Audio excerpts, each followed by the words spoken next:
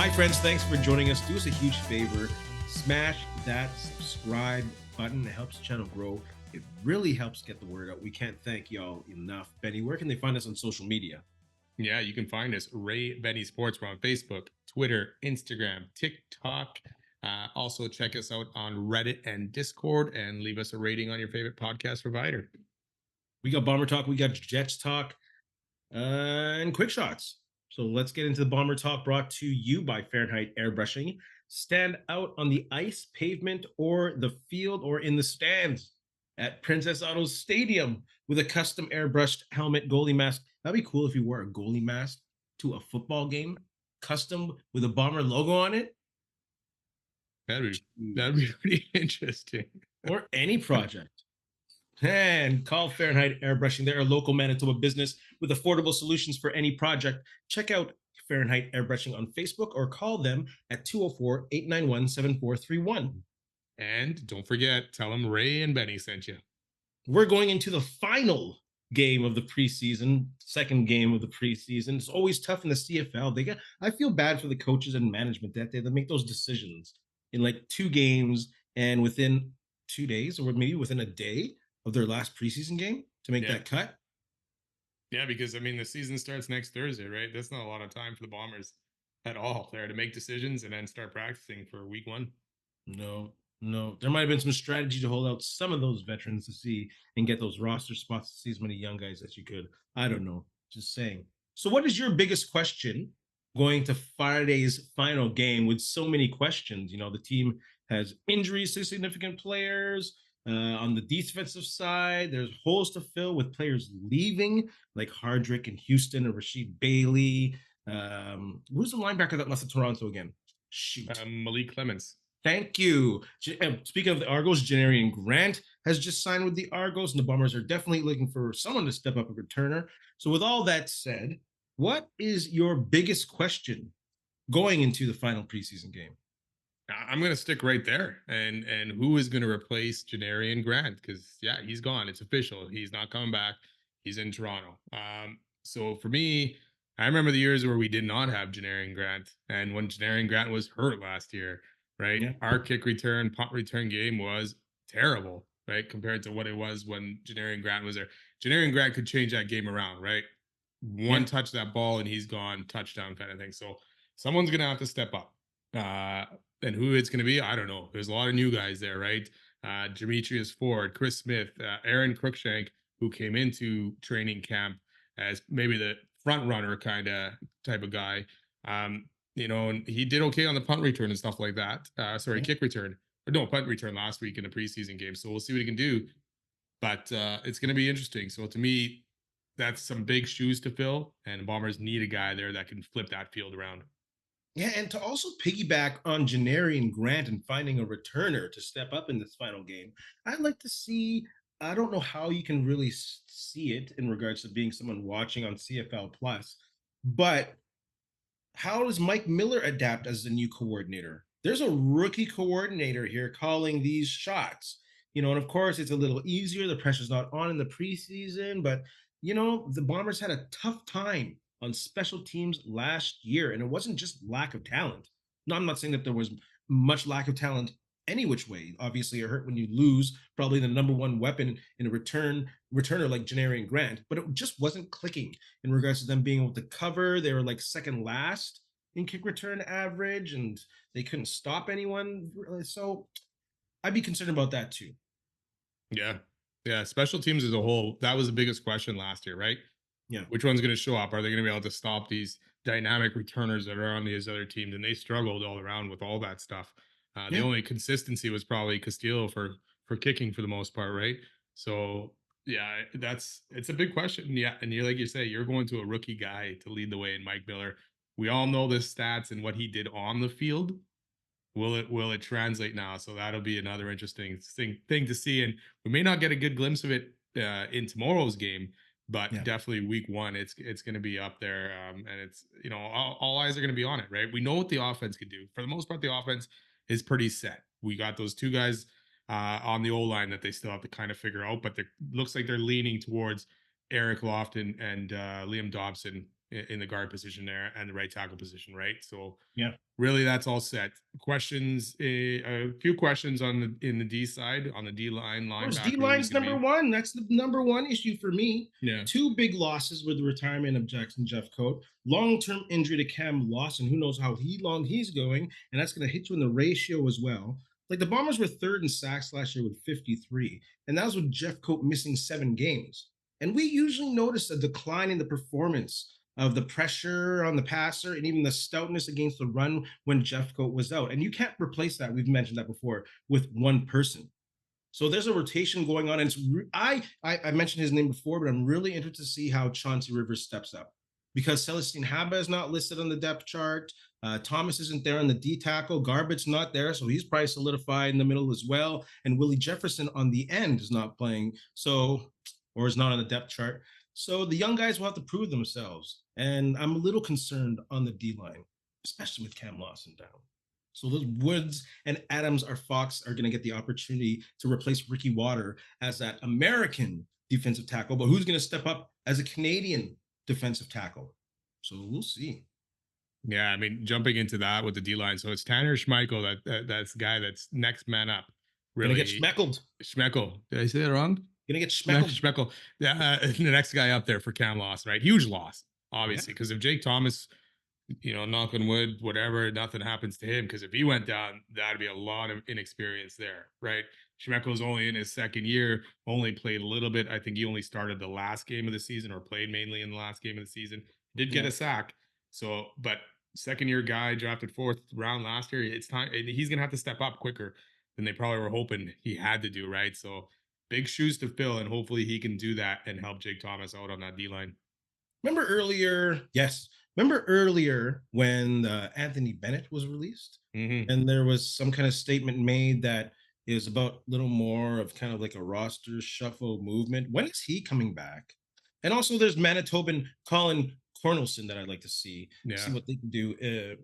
So the future looks bright, and they got some defensive tackles, three of them, with Schmeckel, Bennett, and Cornelson, who were drafted in 2023, getting an opportunity here. So we'll see with Kyle Walters how his drafting was very quickly in a 1 year turnaround with these 2023 picks. Yeah, I haven't heard much about Bennett since that time. Like they said, it was injury Oh, related, so he's got to work through it. He'll be back. Yeah, nothing there. And Carlson's not listed either on this depth chart at all. So unless he's kind of solidified a spot there already, but that'd be interesting as well. So yeah, some big questions there to ask and to answer really. So hopefully Rivers steps up tomorrow. Because yeah, not one guy is gonna replace Jeff Goat, man. And oh, you need that guy because you don't want guys zoning in on Willard Jefferson and taking away that strength of the Bombers D, right? Because then that puts everything else in flux. If you can't get a good pass rush, then the linebackers are suffering, the DBs are suffering, right? It starts up front, and yeah. that D line needs to be good. We saw that last year Yep. multiple times, unfortunately.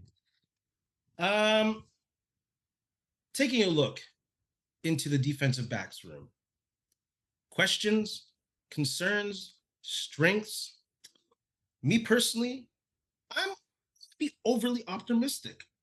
Because there's not too much change. 5 out of a possible 6, or 5 out of 6 possible starters are back, not full time from last year, but possible. We're in the rotation with injuries because the Bombers really did rotate a lot of defensive backs in last year. But when you have Jordan Younger and you have Richie Hall still hands on as two of the best defensive backs in their own playing time, teaching up these young guys, I think it's going to be good. I think they're going to be good. Might be some growing pains, but if they can stay healthy, I like what they have, especially with Dietrich Nichols and Evan Holm being able to hold it down. And Cramdy, he's a solid Canadian in that dime Sam position. So Jamal Parker, when he comes back, we'll see what's going on. But I'm pretty confident. Yeah, until I really looked into this, into who's there, I was kind of concerned about it. But once I started looking at it, I'm like, wow, this is probably one of the spots where most of the guys are returning. Like you Yeah. say, besides that one spot. But Tyreek McGee is a guy who played, or was on the practice roster last year, looked impressive, got injured last year, so he didn't see a lot of playing time in the season. Um, but he was kept around for a reason. So I'm excited to see what he could do either in tomorrow night's game or game one next week. But yeah, Yeah. like you say, a lot of these guys are back. Brandon Alexander's back. And then you got Nick and Noah Hallett behind him. So you got some depth there, guys that have been around in the system. Nichols and Home, right? They did a fantastic job last year. And Nichols probably didn't get enough recognition last year for what he did and for the lack of passes that really went his way. So yeah, Yeah. I'm excited to see what, yeah, like you say, Jamal Parker back. Who's going to take that next spot? Tyreek McGee, sorry, or Tyrell Ford. So it'll be exciting to see what they both do tomorrow night. I'm really excited to watch Tyreek McGee develop. Like, dude's a baller. He Yeah. has football DNA coming from Georgia, you know, and he had a bit of issues. He had a couple of drug tests, not illegal drugs, but in regards to some prescriptions he was taking for ADHD, and it affected something. I don't know the science, but you know, there's the CFL has a history of giving players a second chance. Some infractions being very serious, some of them not so serious. So I'm really excited about Tyreek McGee. He looks like a, no, I don't want to get too excited, but a good mainstay for where the Bombers are. The Yeah. experience is their strength in the secondary, to be honest with you. Yeah. And you know what? The Bombers have found guys in that in the Yes. backfield over and over again, right? D. Alford was there a couple seasons ago, ended up going into Atlanta, right? So and they keep finding these guys. Evan Holm, Nichols, you know, it's like they've brought guys in and have had success bringing guys in there. So Yeah. I'm not too concerned. And they got a bunch of guys vying for backup roles here as well. So I'm good with this position at the DBs, and I think the Bombers will have success, even though they lost Demarius Houston, yeah, sorry, and Winston Rose, I guess, kind of petered out last year. So yeah, Yeah. I'm excited about this spot.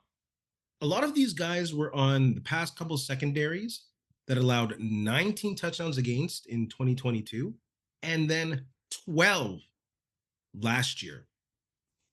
Yeah. 12 air touchdowns against in the CFL for the whole season is ridiculous. Mhm.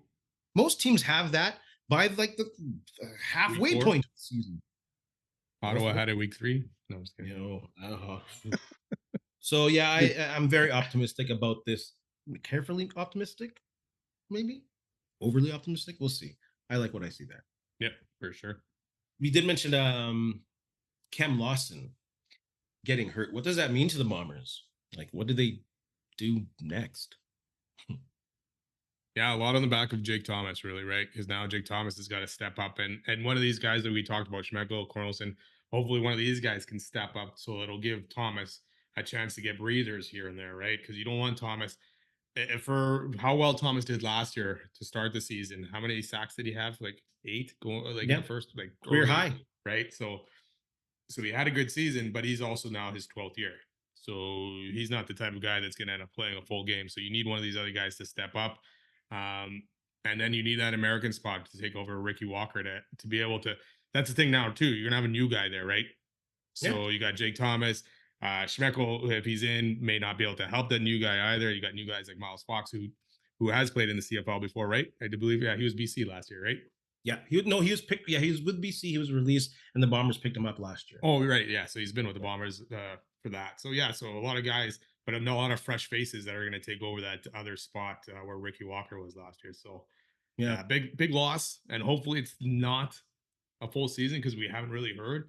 They said it's going to be a minimum 6 games at yeah. least, right? So it could be a lot longer.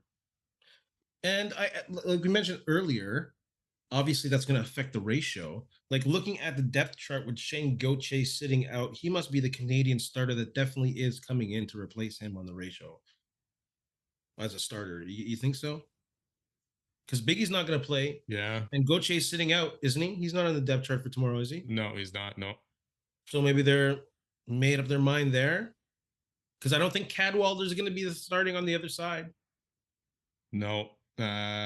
He's coming in second tomorrow. Patrician Yeah, is starting there tomorrow, but that's where Kyrie Wilson is, right? So, um, yeah, Brian Cole on the other side. But like we said, yeah, Cramdy will probably be there. So absolutely.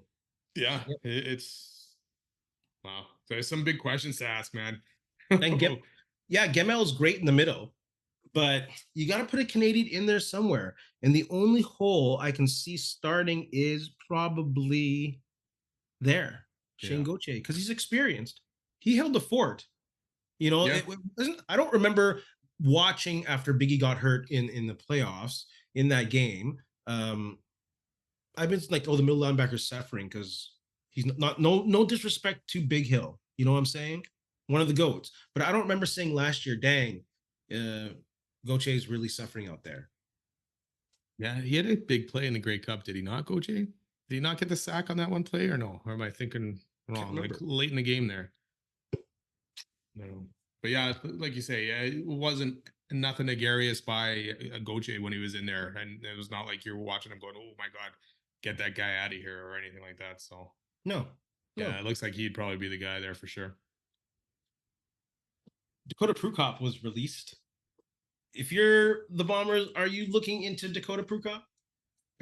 Possibly, yeah. I mean, depends what happens in that third QB spot tomorrow, right? Eric Berry was already released. They just Mm, brought in Darren Granger. So we'll see what he can do in a quick turnaround. But um, yeah, I mean, if they do not do well in that spot tomorrow, then yeah, I would definitely look at Dakota, seeing if you can get Dakota Prukop back because you know what he can do. Short yardage, he was very good last year. yeah. So yeah, I would look at that unless someone really stands on their head tomorrow. I'm saying not right away. You know, obviously for emergency purposes, I keep him on the radar, especially a few games into the year. I think, obviously, based on a very small sample size, I think Terry Wilson has it. From what we saw, and in combination with the fact that he's had some experience in the professional circuit, being in the Dallas Cowboys camp, and he saw some action in the USFL, one game as a starter, it'll definitely be interesting to see what Darren Granger can do. But I think he was brought in to be a camp arm. This is just a fan's opinion. I haven't heard anything. But if you're looking at numbers, you probably were thinking Caleros is going to sit, Strevler was going to sit or play very minimal. So you need another arm out there, especially taking reps or whatever. So he's a great athlete. 6'4" would be great on short yardage, but Terry Wilson's 6'3". I think he can handle it, and I think he got a good handle for the playbook already over Granger. So Hmm. I don't think Prukop's even maybe on the outside of the radar.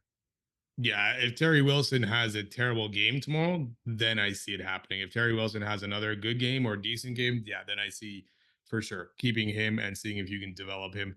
Like you said, Darren Granger came in late to training camp, has only been here for what, a week, not even. Yeah. So he had a lot to learn in that week. So it's going to be tough for him to have much success tomorrow in one game of action, right? And to show that he Yeah. can beat out Terry Wilson. Maybe sticks around on the practice roster after that or something like that. But yeah, it'll be tough for him to end up winning that third spot. Coming straight out of university. Yeah. He's an athlete that'd be great on the practice roster. Yeah. And I just reading here in an article by Ed Tate, it says impressive contender in Darren Granger, but Yeah. passport issues kept him from getting here in time.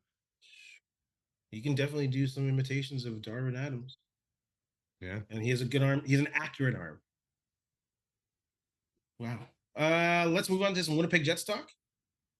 Yeah, let's see. Let's just, you know what? I'm Yeah. excited. The season is starting. Last preseason game next week, Thursday, game one of the season at Princess Auto Stadium. I There was you about to go. say IG Field again. So, yeah, some big questions for the Bombers to answer here over the weekend, right? And a lot Yeah. of guys are going to end up, unfortunately, being sent away and not have the opportunity to play in the CFL, or maybe they'll catch on somewhere else. But I'm Yeah. Don't excited feel to see what bad. the moves. Yeah. I call it Canadian Stadium sometimes still to this day. Yeah. Let's Let's move just on go to some back to Winnipeg Winnipeg Jets talk. Stadium. Say Sorry. what? Just go back to Winnipeg Stadium. There's no money in that. Literally. Well, I guess literally. That's not figuratively. Winnipeg Jets talk. Initial reaction to Scott Arniel promotion. You go first. Why? I mean, okay. What can I just say, a farce of a hiring process? I mean, really, what did you do here? You interviewed three candidates. Scott Arniel was one of them. Berube was another one, and I think Todd McClellan was the third. Both Berube and McClellan were both over Zoom or whatever. They were not in person. So I don't even know what the heck we're doing here. Why we even went through with this. I don't like the hire. Um, but I'll give the guy a chance. I didn't like the bonus hire, and that seemed to work out. Yeah. So I'm going to give Arneal the benefit of the doubt that he changed his ways. from Columbus. That something happened in the last 10 years where he didn't get another opportunity, but somehow he Why found it don't with the you like Winnipeg this Jets. So hire? Why don't you like this hire? the guy's had one opportunity as a head coach and he wasn't good. I know Columbus didn't have the greatest roster, but the The guy roster was clashed. terrible. Yes, the guy clashed with his players, or he clashed with his star players, called them out, and all that kind of stuff. So we'll see. Maybe he's learned his lesson. But I just the penalty kill stunk. Shoveldale says it's more about continuity, right? Yeah, Okay, well, they had a good regular season, but terrible playoff. He was part of that. Two terrible playoffs in a row. I don't want I want that to get better. I don't expect the same results next year, right? yeah, And then I don't know if Shoveldale's just happy with, hey, we made the playoffs kind of thing. As a Jets fan, I want to see more. I want to see beyond the first round. I want to see yeah, them win a first round. And to me, I don't think the excitement's there for this Arniel hire to get more butts in the seat. yeah. You're not going to I sell season tickets. Yeah, yeah. I like this hiring. I don't think you can prioritize continuity and trending upwards for trying to put butts in seats. I was not I obviously was a fan of Birube and some possibly splashy signing going in. And of course, when they met with these guys, they had to beat Scott Arniel and what the potential was there. And of course, I wonder, did they talk to Mark Scheifele? Did they talk to Hellebuck? Did they talk to Lowry about keeping Scott Arniel on the team? But you have a guy who knows the temperature of the room, and this is a team that won 52 games and got 110 points and have made consecutive playoff appearances. And we've talked about this before, and this should be on Chevy's plate. We look at this team going toe to toe with Colorado, and we said that they are not man to man able to go toe to toe with Colorado. So they got to make some serious roster changes. I think fundamentally they're a good team, and I think you got to ride that trending upwards. And I think someone who's been there, someone who appreciates the market, I think that's a good candidate for the Winnipeg Jets at this point. I don't think they needed a big shakeup for a team that won 52 games and went over 100 points. I think continuity is good, and hopefully there's enough player change that there can be a more competitive team, especially late in the season. See, yeah, great regular season. I don't like what happened in the playoffs, and you can't say Colorado was way superior. Or yes, in the playoffs, but the Jets did finish ahead of Colorado in the regular season.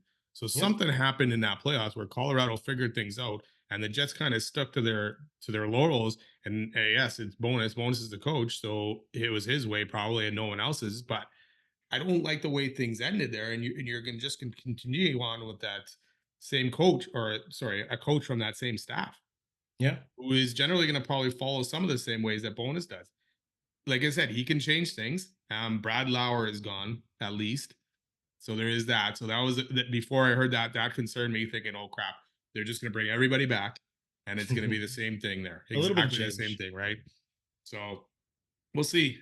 We'll see if he learned anything in the last decade plus of not being a head coach. Um, He had to have. He had yeah, to. you hope so. My Commodore He had to. still rips the guy, so but I know Well, they he did. also rips everyone. They He's had a falling out and all that stuff. So sure. yeah, it's gonna be interesting. I'm not excited. I'm not excited. I Yeah. don't think it's gonna change much. I still expect the Jets to make the playoffs with this roster that they have. But like I said, I'm tired of losing in the first round. I want to see them advance further into the playoffs. I mean, you look at Dallas, right? I mean, Dallas has a very good team. They have some good players, Yeah. but there's not a lot of players. I don't know. Like I'm trying to think. You, can you name a lot of the guys there? Like No, Jamie Ben's Robertson. older. Jamie Ben's older. See, that's the thing. They brought in the young guys, Robertson, Wyatt Johnson, guys that were younger that came in and sparked this team a little bit, right? Jamie Yeah. Ben is there. He still got skill, but he doesn't put up the same points as he does. Even Tyler Seguin, like he is non-existent for some games, scores a couple the next game, kind of thing. So to me, Dallas's roster is not that. Maybe defensively it is, but it's not superior to the Jets roster. So I think the Jets could have done better than what they did. Is what Dallas did based a lot on what Rick Bonus brought in, or was there a complete flip around when they changed coaches? Yeah, I mean, Bonus did take him to the Stanley Cup final, but I think that was was that the bubble season? A little bit of a weird season, I don't know, but yeah, Pete DeBoer again, he's doing a good job there. I don't know. Dallas is. I guess they've kept guys, right? They don't haven't had a lot of turnover, and they've made right moves to bring Yeah. in guys and help them out. We'll see with Tanev gone right now. what happens with them. But Consistency is a good thing. I think too with this organization. I think a total shakeup, I don't think would be beneficial at this time, especially with them building off what they can and with some young talent coming in. And actually, him saying, I believe in analytics, ugh, for me a little bit, and young talent. So we'll see how it goes. yeah, I mean that's an interesting statement for Scott Arniel. Like at least if he's going to use analytics, let's go, let's use it. I think it was Cole Perfetti says he's excited about Arniel, but I mean, Yeah. what else are these guys going to say? I'm not excited, right? So we'll see. I'll have to get We some got work. I'll have to bring in some talent. yeah, Definitely. some Speaking off-season moves here and see what happens with some of the young guys. speaking of talent, are you on board with the resigning of Monahan or trying to resign Monahan? Does Monahan at 2C, second center, make the Jets a contender? We spoke about this a couple episodes ago, and I think I was a little too hard on Monahan. And I kind of think what partially changed my mind was looking at what's available in the free agent market.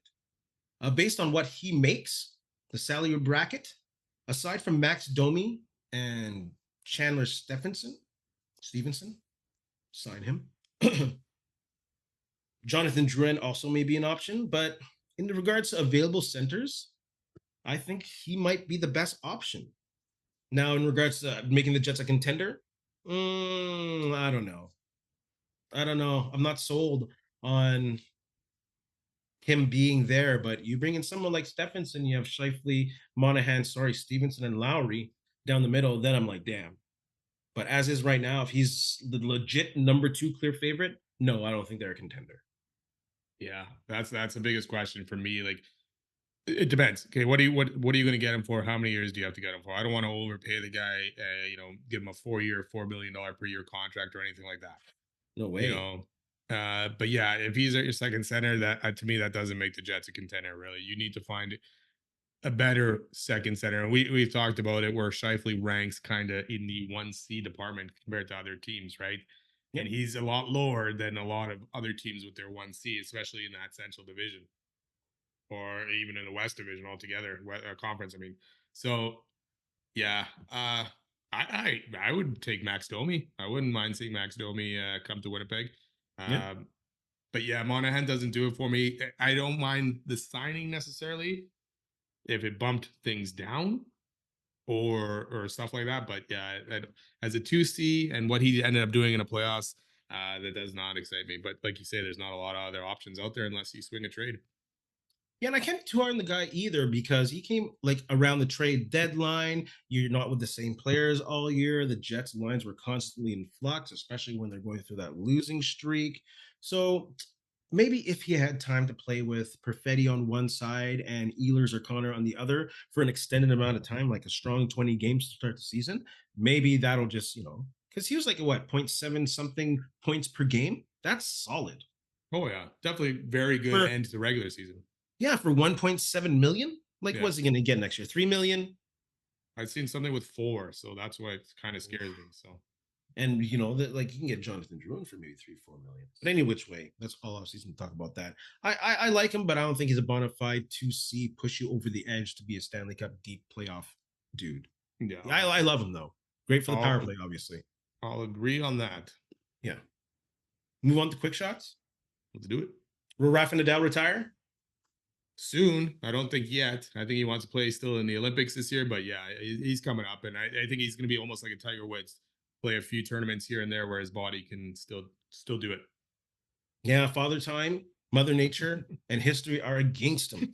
Yeah. Nobody over 37 has won a major. So yeah, I played tournaments in that, but I'm sure he's made enough money, unless that's not my business. But anyways, his main thing was agility and great shots. And when you lose agility, that's stamina. Yeah, I mean, he just lost quickly in the French Open, right? And He's only had that was only his 4th loss in 116 career matches at the French Open. So, and this one was quick. Thoughts on Messi not playing in Vancouver?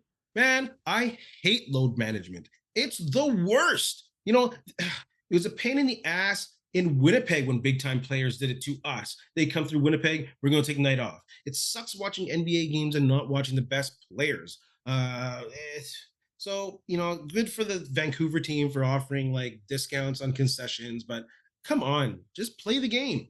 You're paid a lot of money to pay a full contract. You know, play it.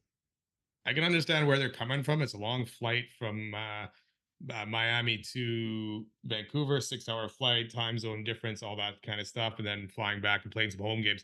The MLS really should have planned this better and had games. Okay, you play in Vancouver, your next game is closer to Vancouver on the road, kind of thing, right?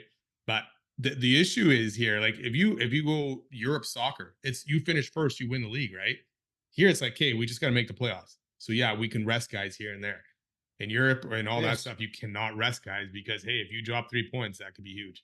So Yes. yes, it sucks for the fans, and it sucks because some places charge a little bit more knowing Messi's coming in, and then all of a sudden he does Absolutely. not come in. So yes, Especially when you're a fans get season screwed. ticket holder and you want to jack up the price and sell them off. Yeah, Heck yeah. They're yeah, laughing. yeah. Thoughts on Harrison Buckner comments? What a guy. Yeah, I mean, I don't agree with his comments, especially in the place that he made his comments. You're at a convocation of a graduation ceremony, and instead of encouraging people, hey, find the job that you love and all this stuff, you're talking to them about becoming a homemaker. Um, have your opinions, I guess, dude, but maybe don't share them in that kind of spot. Wasn't a Christian university? Yes. He's a dink. Just outdated religious gender role views. Should he be fired? No. Oh. It's whatever. American values, freedom of speech, whatever they want to do, freedom of religion. But he's 100% a dink. With the series tied at 2-2, who's taking the West in the NHL? The Oilers. If they can continue to shut down Dallas's power play, and if Darnell Nurse steps up and continues to be a physical force out there and not messing things up, other than the goal going off of him, I think the Oilers have it. Yeah, I'm still going to go with Dallas prevailing in that series. Unless Chris Tanev is out, then I would definitely flip the script to Edmonton, but I'll still take Dallas right now. Will Dak Prescott be a Cowboy in 2025? And I'm going to say no. I think Dallas is hoping maybe that Trey Lance does turn into something, or whatever San Francisco is hoping that Trey Lance would be, so they can move on from Dak. The only way Dak does if he actually wins something this year. I think he totally will be a Cowboy. I'm fully convinced that Jerry Jones is out to lunch, and it would totally be a Jerry Jones move to continue this fruitless relationship with Dak at quarterback. Benny, do you have anything to say to our friends? You know what? Just thanks a lot for listening. Don't forget, subscribe and follow, and have a good week. And in the words of LeVar Burton, we'll see you next time. You like that about Dak, eh? Jerry, keep being Jerry, please. Jerry's World.